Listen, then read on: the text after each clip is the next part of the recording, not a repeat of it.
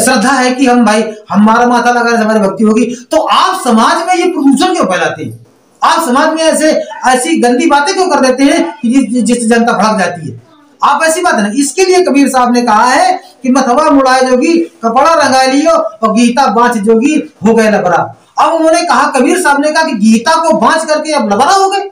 मतलब क्या है कि लबरा कहने का मतलब उनकी ये कि कुछ साची कुछ झूठी अपना वर्चस्व बनाने के लिए गीता में हाथ रख करके और न जाने कितने कितने झूठी कसमें खा करके और गीता को उठा करके न जाने कितने झूठे जो तो उपदेश दे करके जो तो हमारे समाज को गुमराह करते हैं। इसीलिए कबीर साहब ने कहा था कि ऐसे भी संत आएंगे और इन पर भी आपको विचार करना है और उनके रास्ते पर नहीं चलना है। उदाहरण के लिए मैं कितने कितने संतों को आप बताऊंगा, आसाराम और आपके राम रहीम, ये तमाम सारे ऐसे महात्मा हुए हैं जिन्होंने हमारे समाज को गुमराह किया है।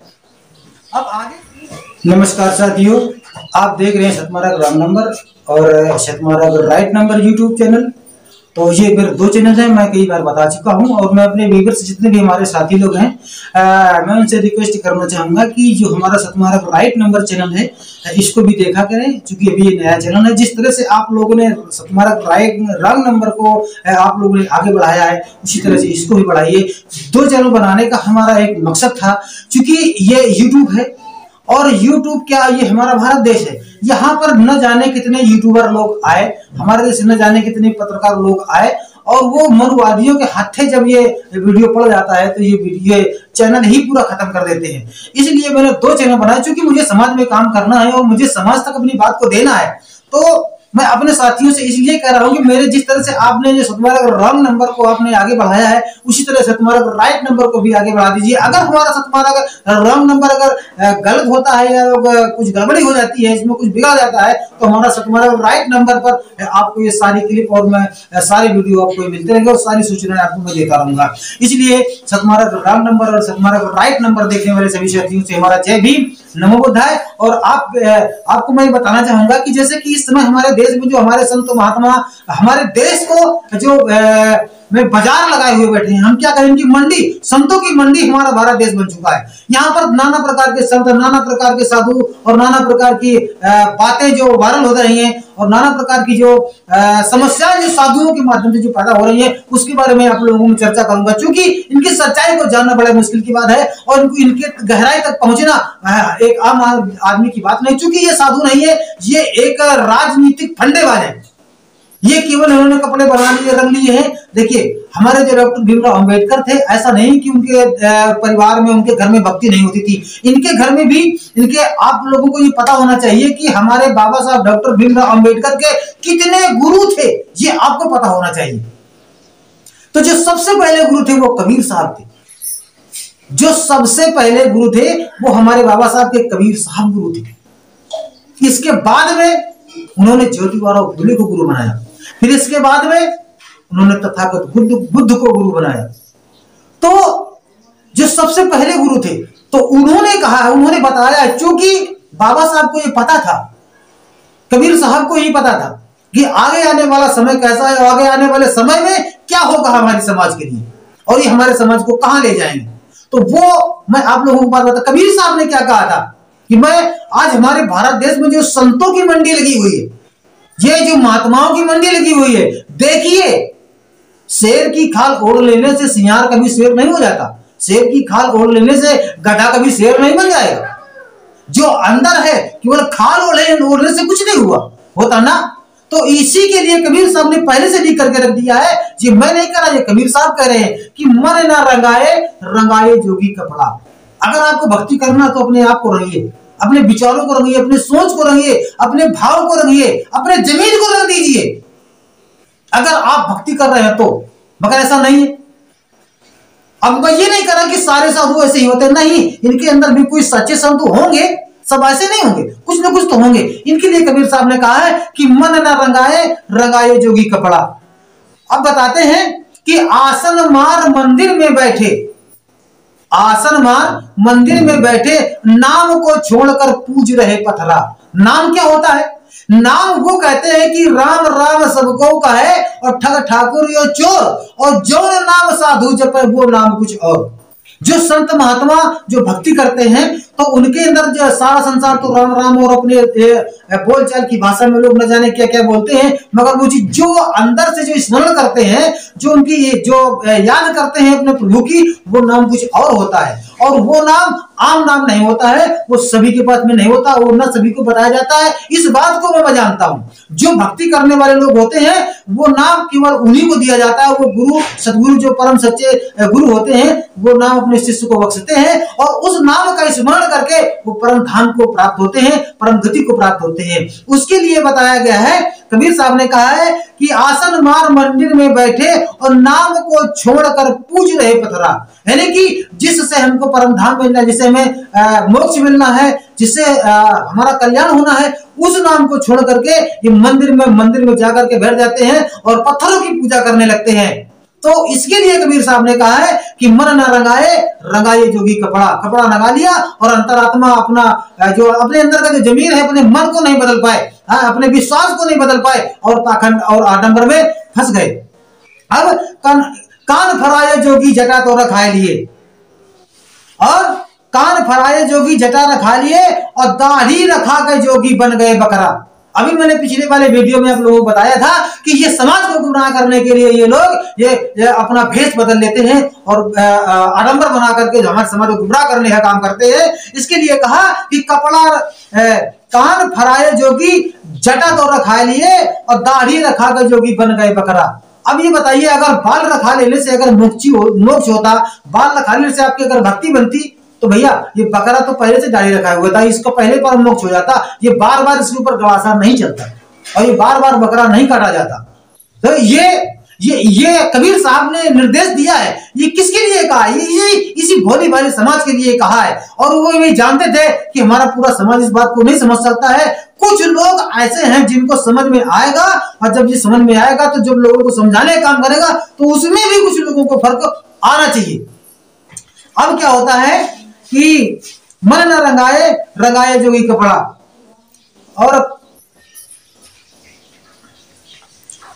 कान फराए जोगी जटा बढ़ा लिए और दाढ़ी बढ़ा के जोगी बन गए बकरा। मन न रंगाए रंगाए जोगी कपड़ा।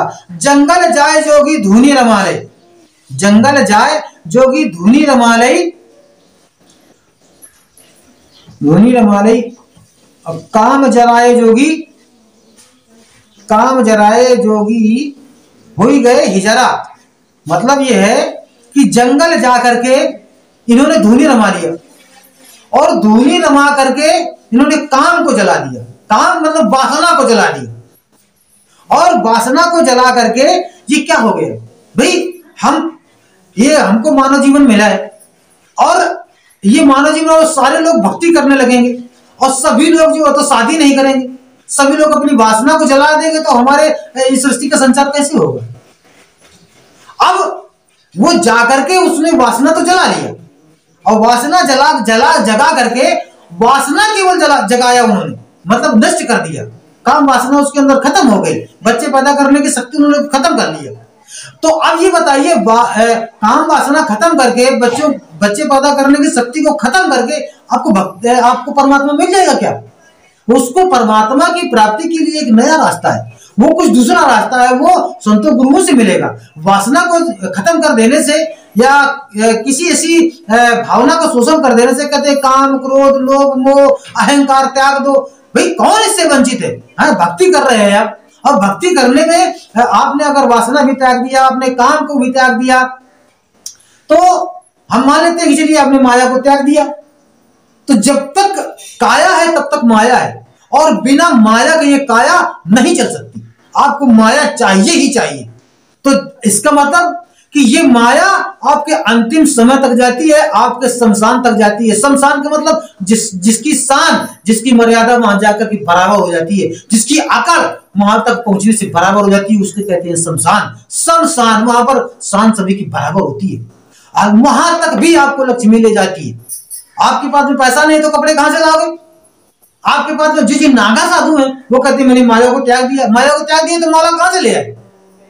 कहां से ले आए माला? आपके बैठे की आप छाया बनाएंगे, वो भी पैसे से बनती है। तो इसके लिए उन्होंने कहा है कि जंगल जाए जोगी धूलि रमा ले, और वासना को जगा करके जो तो इन्होंने ये कह दिया कि मैंने मोक्ष पा लिया, यानी कि हिजला हो गए। तो हिजला मत बनिएगा, ये हिजला बन करके लोगों को आप समझिए। मैं ये क्वालिटी बता रहा हूं, मैं नहीं बता रहा है, संत महापुरुष बता रहे हैं जो कबीर साहब की वाणी, मैं कबीर साहब की वाणी आपको मैं सुना रहा हूं। अब आगे है, अब आगे बता रहे हैं कि मथवा मुड़ाए जोगी कपड़ा रंगा लिए, और गीता बांध जोगी हो गए लबरा। अब दुनिया को दिखाने के लिए बड़ा कर्रा माथा रंग लिया, तो माथा रंग लेने से भक्ति हो जाएगी क्या? कपड़ा रंग लेने से, कपड़ा रंग लेने से क्या होगा? कपड़ा भक्ति करेगा कि आप भक्ति करेंगी? आपका माथा भक्ति करेगा? अरे जो भक्ति करेगा, करने का जो आपका ढंग है, ठीक है, आपने कपड़ा भी रंगा लिया और आपने माथ भी रंगा लिया, मगर आपने अपने विचार क्यों नहीं रंगाए?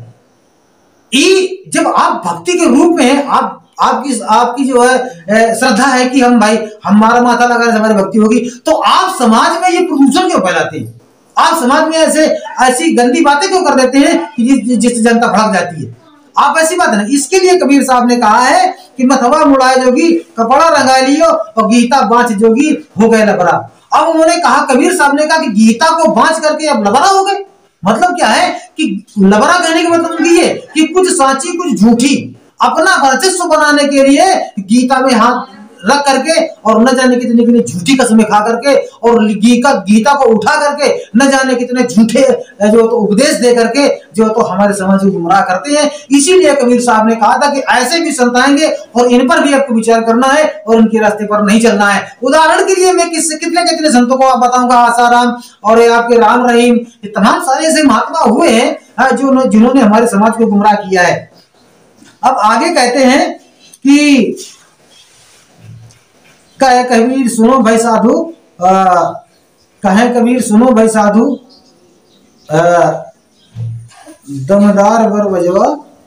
अरे यार, यानी कि कहे कबीर सुनो भाई साधु, यम के दूत ले जाइए पकड़ा। मतलब आप जब सही आपको रास्ता नहीं मिल पाई, सही ढंग से आप भक्ति के मार्ग पर नहीं चल पाए, सही ढंग से आपने भक्ति नहीं किया और सही ढंग से अपने गुरु की वाणी को आप समझ नहीं पाए, थोड़ा सा अगर ज्ञान मिल गया तो बस दाढ़ी रखा लिया और साधु हो गए। और जहां पर आपको सत्संग करना चाहिए, जो सत्संग करके आपको परमात्मा की प्राप्ति करना चाहिए, वो ना करके आप समाज में उल्टी सीधी बातें करने का काम करते हैं। अभी मैं पिछले वीडियो में बता चुका हूं कि भाई आप साधु हैं, आप महिला साधु हैं, आप महिला साधु हैं, न जाने कितने ऐसे साधु हैं जो अपने हाथ से अपनी सेल्फी लेकर के जो है काम करते हैं। तो भाई आप में अगर भक्ति है, आपने अगर भक्ति किया है, भक्ति में दम है, भक्ति में आपका मोक्ष है, तो भैया भक्ति करो, मंदिर पे जाओ। संसद में क्या करने जाते हो? यहाँ समाज को गुमराह करने की बात। आप भक्त हैं तो आप भक्ति की बात करें, समाज को भक्ति की ओर ले जाए। मगर ये समाज में, इस देश में ये जो प्रदूषण फैलाने का काम करते हैं, ये क्यों करते हैं? इस बात से मुझे चिढ़ होती है।